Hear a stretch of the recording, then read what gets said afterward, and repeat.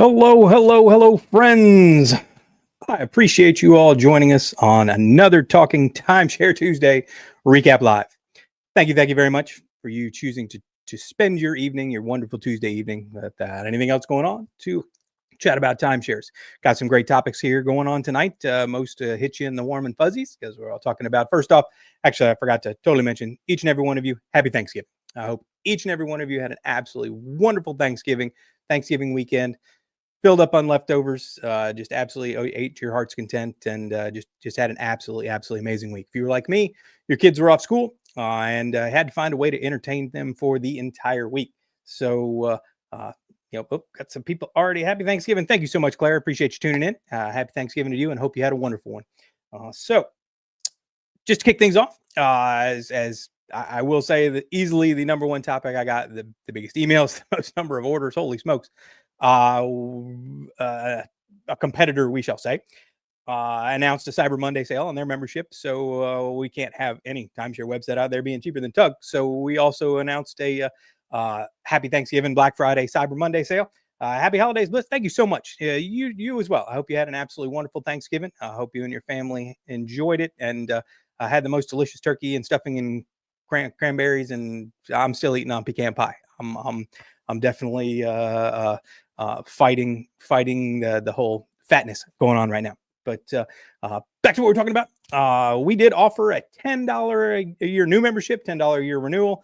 We have always offered a $10 a year renewal if you pay for the $30 3 years. So buy two, get one free. But hey, people out there love a bargain. People out there, anytime there's a sale going on or discount and you can save some money, we absolutely are willing to give back. And Tug is not here to cash in on timeshares. We're not raking in tens of thousands or millions of dollars. It just doesn't happen. But if we can offer value at $10, we think the value, certainly think there's value at $15 for membership. But hey, knocking it down to 10, and we had absolutely inundated the payment system. Hundreds and hundreds of people chose to renew their memberships, even out to the 2030s.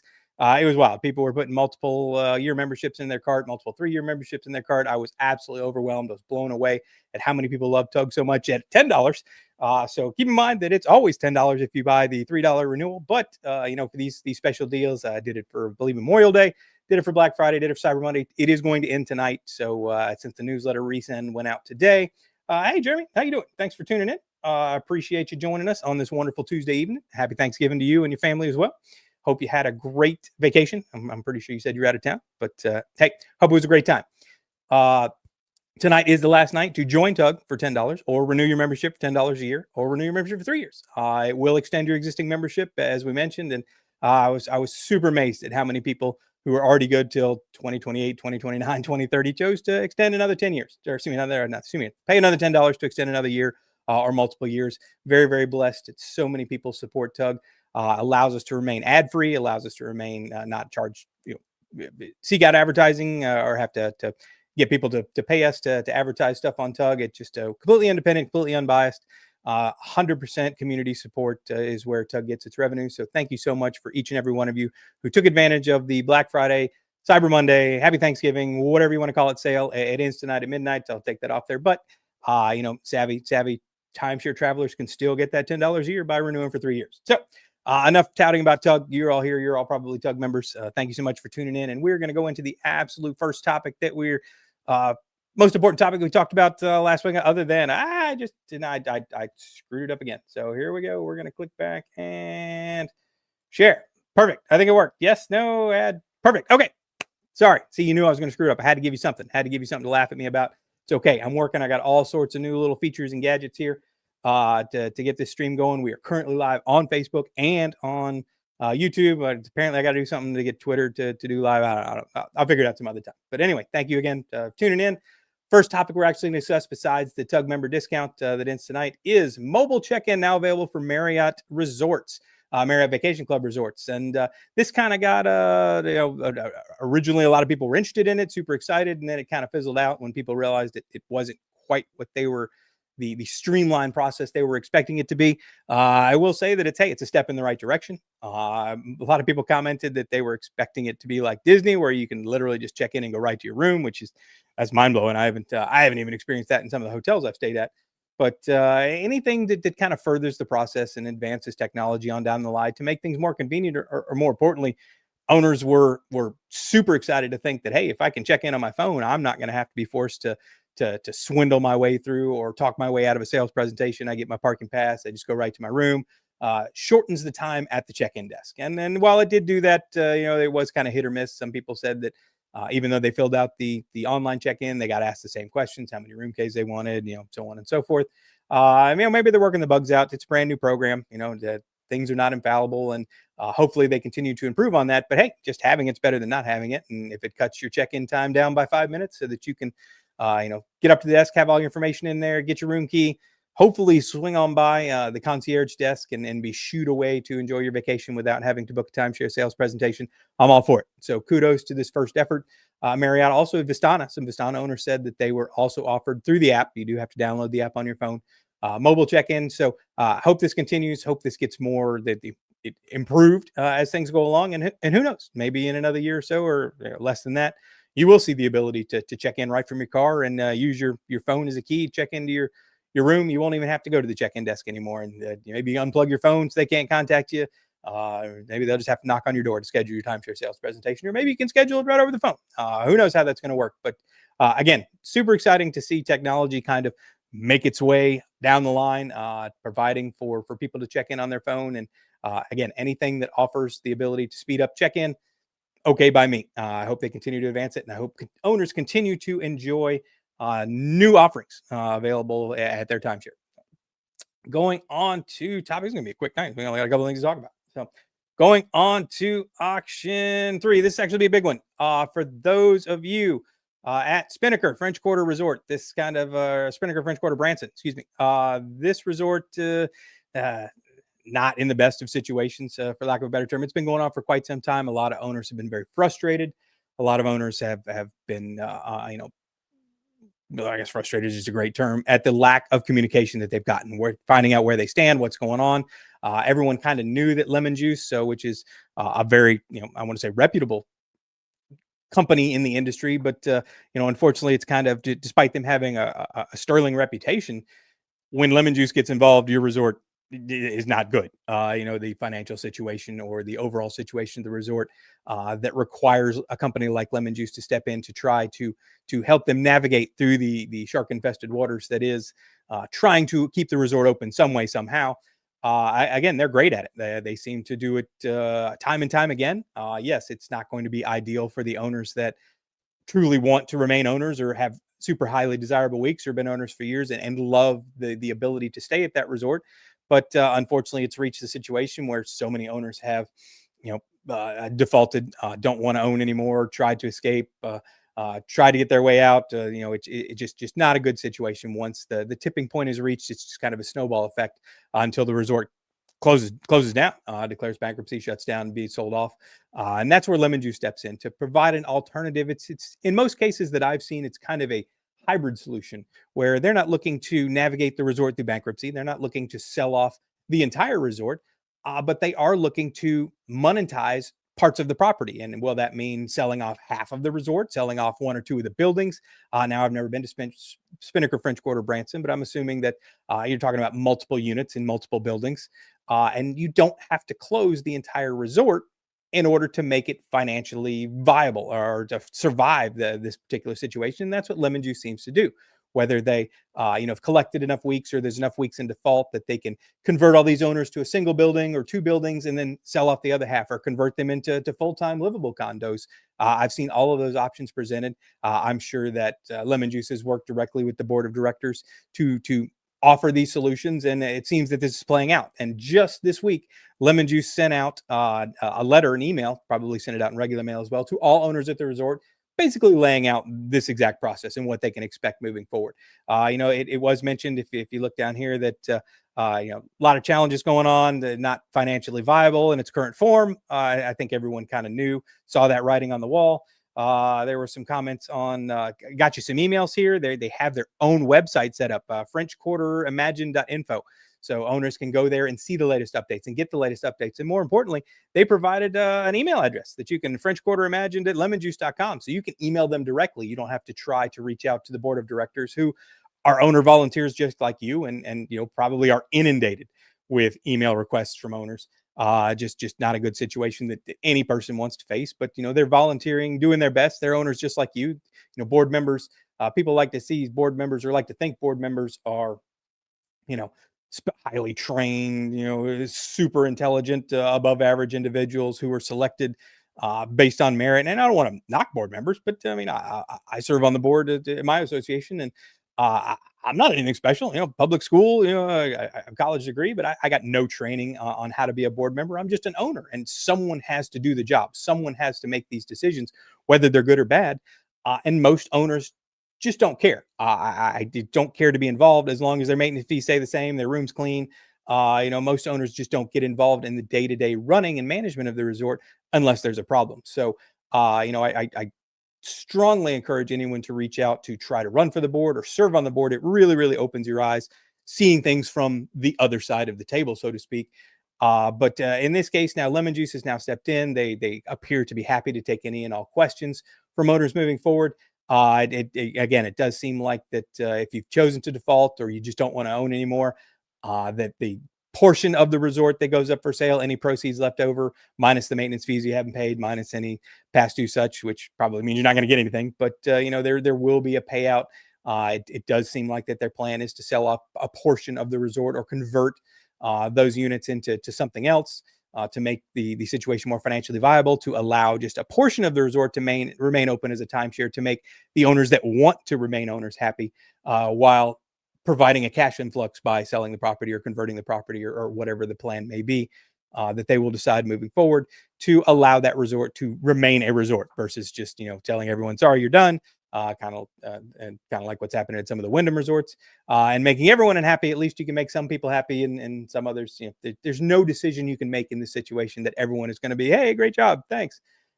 Just not an option when you've reached this level of financial instability. And they did cite specifically many owner defaults that have led down this path, and then that's just the death spiral of any smaller independent resort. And we've seen even some of the larger resorts is, once the delinquency rate reaches a certain percentage, there's just no way to recover it, because you're passing on that debt to all of the remaining owners in terms of higher maintenance fees next year. And you can, each and every one of you who looks at your maintenance fee statement, go find a line for delinquencies or bad debt.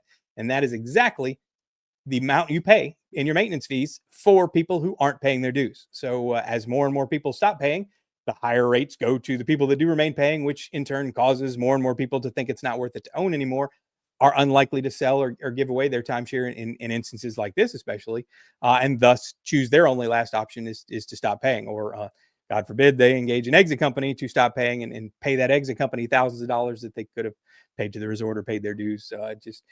We're not going to go on that rant. We spent on that rant last week, and I'm not going to go on that again. But for Spinnaker French Quarter Branson, please check out the links in the comments below. Should be in the description below. If you want the information here that you should get an email, you should get it in regular mail. But if not, Tug has it here on this thread. We'll continue to post updates as we get them. But this is a major one earlier this week, and each and every owner should at least now have a direct contact to Lemon Juice in order to get questions answered, give them the status of what's going on, maybe a timeline, or at least a planned timeline, and decide truly if they want to remain owners, given what it's going to look like after this conversion or migration, or what do we call it, morphing of what's going on there. They're going to remain owners, or are you just going to kind of wash your hands of it and be done with it and get your share, if anything, of the proceeds once this plan comes to fruition? So truly sorry to see another resort kind of in this situation, but it's not the first one, and it won't be the last one. Many of these smaller resorts are suffering the pinch of ever increasing maintenance fees, causing more and more delinquencies that will eventually cause this situation to manifest itself time and time again. So again, any French Quarter or Spinnaker French Quarter Branson owners, please go on the link down in the comments below. I'll make a short video on it so we can promote that directly, but we will keep track of this as long as we can and continue to provide updates as they come in. And as for our last topic for the evening is Happy Thanksgiving. I said that at the beginning, but can't say it enough, man. Thanksgiving is one of my favorite holidays behind, like 4th of July and Christmas and Halloween, which is my birthday. And, Thanksgiving is literally like the third or fourth most important holiday of the year. We used to have, my brother-in-law used to cook absolutely amazing chef, and he would produce some incredible turkey. And unfortunately, he and his family moved to Wisconsin, so we did not get to eat with them this year. So my wife attempted to replicate his recipes, and I thought she did a great job. So great job, honey, if you're watching. It was excellent. You did an awesome job, and the turkey and the stuff you bought at Publix to bring alongside that was absolutely delicious as well. We had a wonderful family dinner with in-laws and so on and so forth. And I hope each and every one of you did the same. And I was super happy to see this post started early in the week. Just everyone chiming in, telling each other happy Thanksgiving. Tug is such an amazing community and unique in the fact that some of these people and some of us have been on here for 20, 25, some of them 30 years, where you have had these relationships and built these relationships with people you've probably never met, but have in many cases better relationships or tighter relationships because you interact with them on a regular basis more than some of the friends you do know in person. It's just a wild concept on how our online relationships seem to, in many cases, meet or exceed our interpersonal and actual normal relationships, even though you've never actually seen that person in person or you've never actually talked to them on the phone. Just a purely digital behind the screens interaction, and just to see dozens and dozens of people all chiming in, everyone lovely to celebrate Thanksgiving, everyone happy to see their friends and loved ones come over and spend the day getting fat, watching football, enjoying a wonderful drink, sweet tea if that's your fancy, wine if that's your other fancy, whatever it happens to be. But just a wonderful day. Kids laughing, parents laughing, hopefully not arguing about politics. And I will say that is one benefit of having a smaller gathering is it's not likely someone to piss off someone else by saying the wrong thing. I didn't have any of that at our evening, so it was absolutely wonderful. I hope that was the same for you. But no, truly wonderful. I can't say enough that I just loved watching this post. And so many people on vacation. Thanksgiving is a wonderful traveling holiday, a very popular traveling holiday. A week that's booked up a year in advance and or 13 months or 9 months, whatever your booking window happens to be at these resorts. And it just, people love to travel. Me personally, I couldn't deal with it. I don't know how some of y'all deal with airports on major holidays like Christmas and thing. I mean, I've had to travel on those before for work. I just can't fathom being anywhere near an airport or mass transit or something like that on a holiday like that, especially with kids. Probably wouldn't be a big deal if you're traveling by yourself and you could deal with that. But I don't have the patience for it. I don't have the patience for other people that get frustrated. And you went to France this Thanksgiving. Well, hey, man, I bet that was a fantastic time. I can certainly. Did you take your kids? Is it just you and your significant other? I could see that. I don't mind travel delays so much when it's just me, or me and my wife, or whoever I happen to be traveling with. But man, delays when you have kids is just a whole new level of stress. I have to say, and you're stressed out, being delayed, and then you're dealing with kids. And yes, niece and nephew came along. That was awesome. I'm assuming you stayed there for a super long amount of time. Did you actually didn't travel on Thanksgiving? I'm guessing I'm hoping you got there a few days before and stayed through and a few days after. I will say I do want to take my kids to overseas to celebrate like a Christmas somewhere in Germany, and there see some of those towns that there's some in the United States we visit too, that decorate up like it's just Santa's village type places. And I think my kids would truly get a kick of that. What I really want to do is they have one in Florida is the Christmas train ride. Man, like an actual legitimate steam engine about 2 hours south of us, and I'm hoping that I can book that. Didn't get to do it last year, but waiting for the weather to get colder. It hasn't quite got cold here in Florida. It was like 77 today, which I don't mind one bit. But to Christmas train ride, I need went to Stroudsburg. Boy, but that was cool. We drove back to Savannah on Thanksgiving Day. Traveling holiday was great. Very little traffic on I-95. I will say, yes, there's not a whole lot of car traffic on Thanksgiving Day. Everyone sitting at home, and it's 3 NFL football games you got to choose from all throughout the day.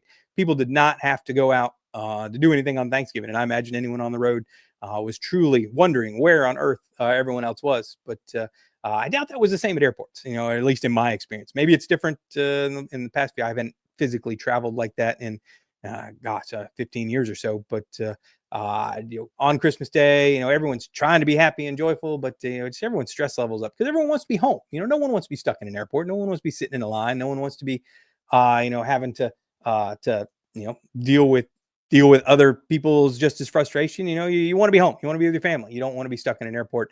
I remember that was some of my worst times ever is missing a flight or missing a connection or having to spent many a night sleeping in the Atlanta airport because you missed that last flight out from Atlanta to Jacksonville. So I think airports are less busy than the actual holiday too. Yeah, well, Die Hard said otherwise, Jeremy. Die Hard, it's the quintessential Christmas movie.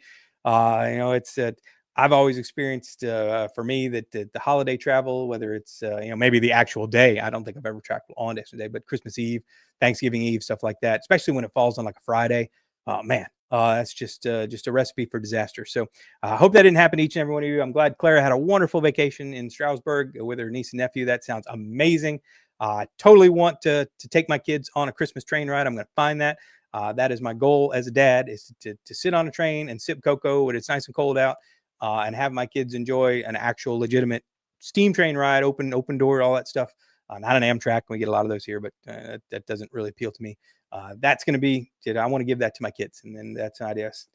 Stopped at a Buc-ee's in Georgia. It was wonderful. Each time go down in St. Augustine and Daytona. Yes. Oh my goodness. That Buc-ee's in, I don't know if y'all have, I'm assuming Buc-ee's is worldwide at this point, but they were recently in Florida for the past few years. And man, that Buc-ee's in Daytona and the Buc-ee's in St. Augustine that is wild. Like they might as well just give away gas for free as a loss leader to the amount of people that pack those stores and are just stuffing brisket sandwiches. And I will say the IC machines are fantastic. That selection is quite good.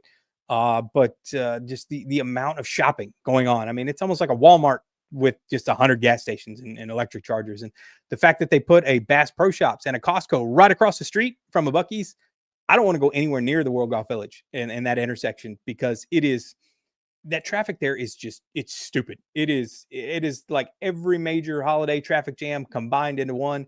If you can lucky enough to get in, you're not going to find a parking spot anywhere. And you have, just imagine a massive Bass Pro Shops and a massive Costco right across the street from a Buc-ee's. It is just the amount of traffic and cars and no lights really trying to get into either one of those. You have a light getting off the interstate, but not once you get on the side road and trying to cross traffic. And thankfully, they don't allow semi-trailers at that particular Buc-ee's, or maybe it's any Buc-ee's you can't put a semi-trailer in, but people get in there with their travel trailers and getting those try to cross the street, or it's just not a fun situation. Yeah, $60 on drunk food. I'm surprised you got out of there that cheap. I got my two kids, and they're just absolutely bouncing off the walls looking for the beaver nuggets, and wife's got to get the brisket sandwich, which is not half bad. I don't mind that. I'm a big fan of pecan brittle. Peanut brittle and pecan brittle, man.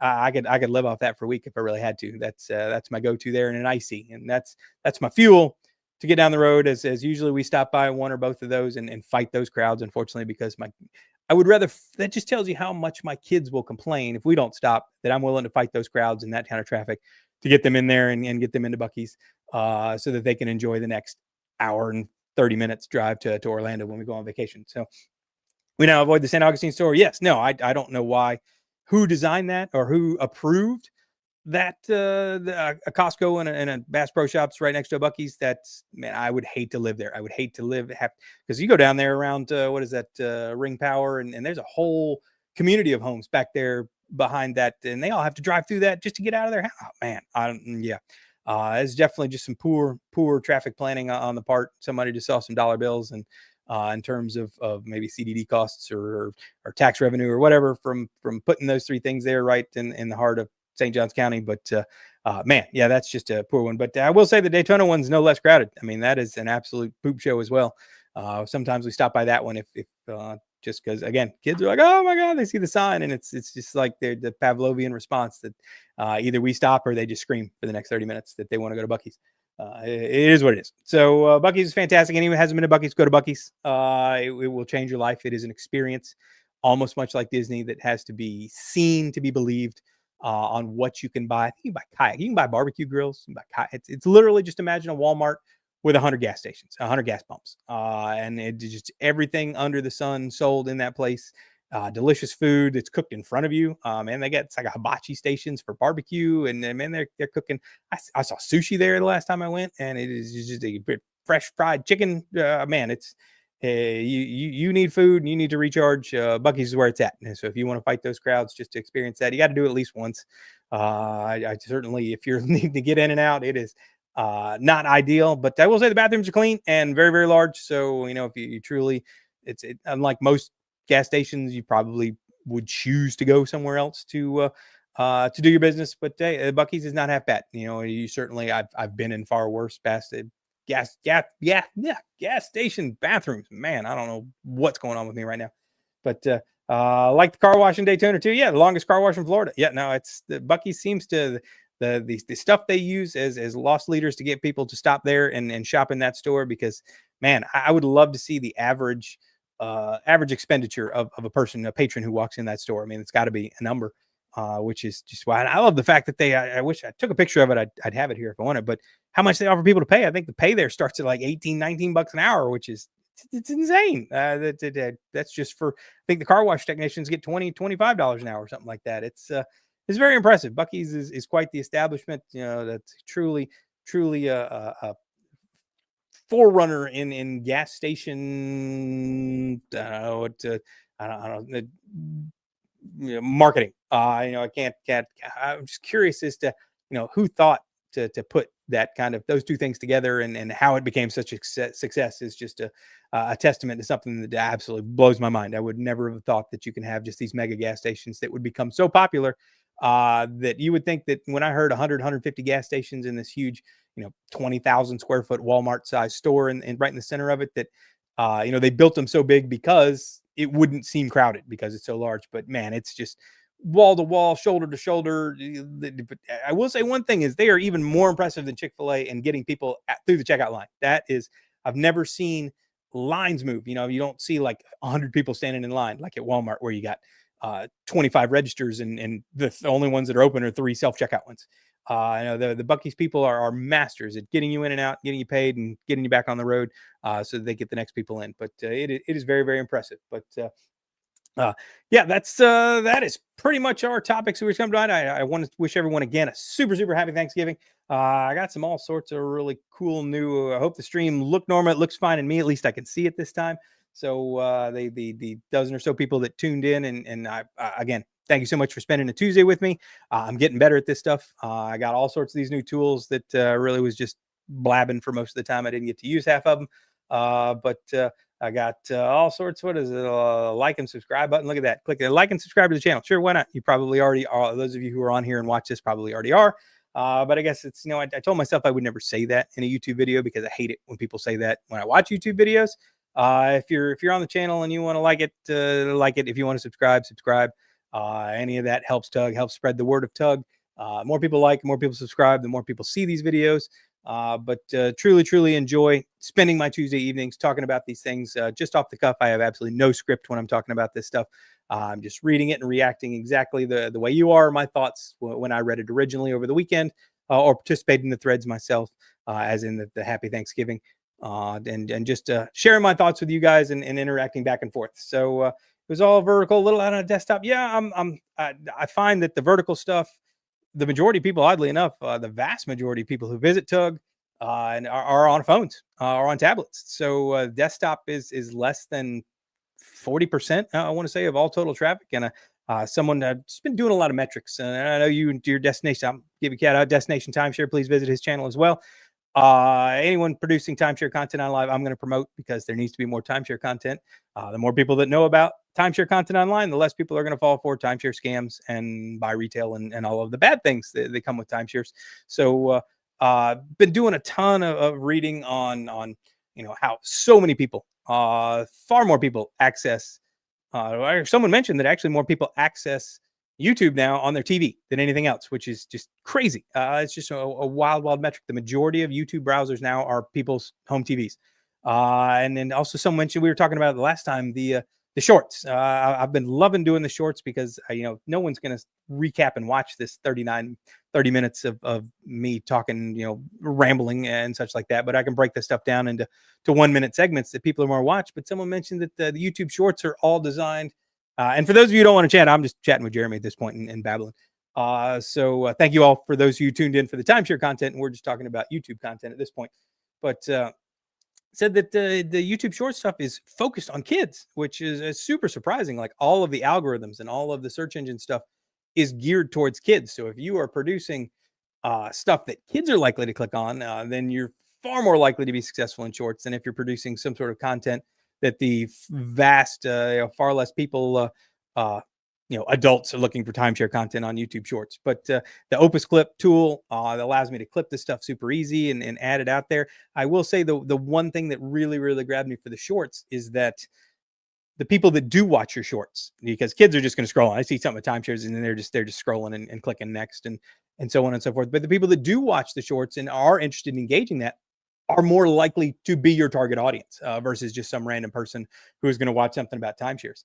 Yeah, 40% of my viewers are TV. I was really shocked to read that. I couldn't believe that the majority of all YouTube traffic is on people's TV. That's really crazy to me. And when I look at the analytics for the Tug site, I can visually see the overwhelming majority, more than 60% of all traffic to the Tug website is a mobile device or a tablet, smartphone or a tablet, and we've just lost. I don't say lost, but people just don't have desktops anymore. People don't have laptops anymore. Everyone's browsing on their phone, and not real surprising. You just no matter where you are, you got 5 seconds, you're going to look down and start scrolling through your phone. So I found that was more engaging for the YouTube short stuff. I doubt people are going to watch a 5 or 6 minute video on their phone sitting in an airport about timeshare exits or stuff like that.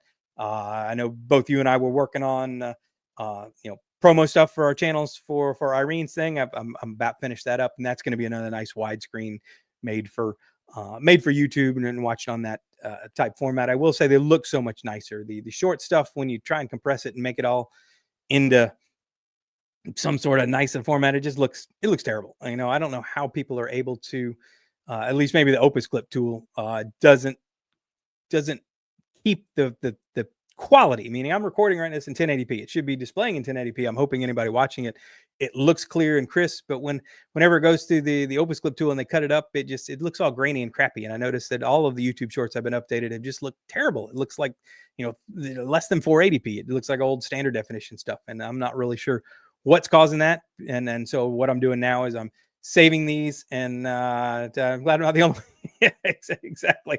Yeah. I told her I would work on it over Thanksgiving, and I did. I got the recording done. And I'm sure when you make a video, an hour of even 30 minutes of recording, and it's hours and hours of editing. It takes far more time, and I will say that's one benefit of the clipping tools and the AI stuff is it makes the editing stuff like that. I can produce 100 short videos in the time it takes me to produce this one nice, crisp, clean, graphically intense video for it's only 2.5 minutes long. So looking forward to seeing yours. I thought mine came out good. I'm in the last little minutes. I don't know how many, but I'll watch my videos 5, 6, 7, 8, 9, 10 times over and over and find new ways to improve it. I learned I really can't use any music in fear of copyright when it plays on their YouTube channel. Yeah, I'm kind of confused on that as well. I mean, I will say that some of the tools I've bought, like Camtasia, which I use for the editing, and Opus Clip, that appear to have copyright-free music, AI music, I guess, just generated. It's not really anything that would be copyrighted to do that. Like I can add, and I found it even there. I didn't even know we had this in here. I can add fancy music like I did at the beginning. Like I can add this to the streaming channel if you can hear it. But all sorts of different songs that I can add and background music and such. So there's got to be a solution to put in there. And I do like background music as long as it's really, really quiet and doesn't ruin the engagement. What I'm trying to chat with there, but yeah, to use a song, or I want to say there's some of them that out there that you can buy that it's like a remix of a popular song that's just it twice the speed and changes the pitch and stuff like that, so it doesn't violate any sort of copyright. But I just didn't bother to put that in there. I just grabbed did the normal stuff, the pan in and out. The pan and zoom was real big things for me to just enhance the video, and instead of you just staring at my face for 2.5 minutes like people are doing here, I try to add the funny shirts and just to get people to engage, get people to listen. Although this is going to be purely promotional, and I'm sure you're doing the same on 4 reasons why you should know about Tug or come visit Tug. I'm sure the same way. I'm looking forward to yours of I'm sure you got some great ideas on people visiting destination timeshare. But again, anything we can do to spread the word of timeshare information from owners to other owners, I'm all for it. I think there needs to be more stuff out there because I'm sure you're like me. I'm tired of watching the ads on YouTube for timeshare exit companies. To be perfectly honest, that's I want to punch my screen every time I see one of those completely bogus nonsense, absolutely misleading, if not outright lying ads. Just super frustrating. But with that said, I think we're the only ones left online chat. No, there's a couple people left. So hey, thanks for tuning in and listen to our jibber jabber. I will bid each of you two few YouTube channels about timeshare. I agree completely. There needs to be more timeshare content out there. I love that I can produce it. And I will say that every time I make a video and I rewatch it, I learn something to make it better. And I'm hoping that I can keep better with these live streams, man. That stupid like and subscribe thing is still on there. I gotta figure out a way to get rid of that. There we go. Maybe click, go away. There we go. Perfect. It's hard to keep track of all of the different buttons in StreamYard, but no, I get a little better every time I look back at the original video we did. I think it was in Zoom or something like that, and how utterly terrible that was. Like, I'm just embarrassed to watch that again. But it's I'm not saying that what we're producing now is breaking the internet, or what we're producing now is just the cutting edge technology, but just to see how it's progressed over the past few years, and the fact that we're approaching 5,000 subscribers on our channel is it just about timeshare content, and hopefully we can both continue to draw the millions of timeshare owners that are out there. They got to be interested. If you own a timeshare, I don't know anybody who would not benefit from watching stuff on your channel and would not benefit from knowing about Tug and watching stuff on our channel. So anything we can do, maybe next time we'll do this. Now I bought the expensive version of StreamYard, so apparently we can do collaborations. Maybe we'll figure out a way to do that, and maybe we can both kind of dueling pianos on a stream. I'm happy to do that, to share it on yours or do it one way or another. Anything we can do to engage and get people to watch more timeshare stuff and learn more about timeshares and make the most of their timeshares. I think that's the goal of both of our channels, and truly applaud all of the efforts you've done to on that front. And I will continue to do so because I just like doing it. I truly enjoy talking about timeshares, and I do it all day, every day through email. I do it all day, every day through phone, and I'm happy to share it on the internet as well. So with that said, happy Thanksgiving to each and every one of you. I hope you have a wonderful week time sharing, and I will see each and every one of you next Tuesday at 10 p.m. for Timeshare Tuesday Recap Live. You guys have a wonderful evening. Good night.